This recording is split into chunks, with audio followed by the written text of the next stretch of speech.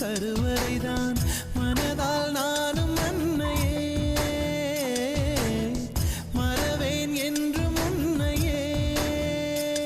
நான் பாலைவனத்தில் விதை போல் நீ பருவம் தந்த மழை போல் என் காதல் செடியில் பூவும் பூத்ததே. உன் விழி திறந்திருந்தால் விடியலி தேவையில்லை. உன்னை நான் துறந்திருந்தால் உயிரது சொந்தமில்லை. இத்தனையும் இனி கிடைக்குமா? கிடைக்கும் கிடைக்கும் நான் கூட சொல்கிறேன். அழகே பிரம்ம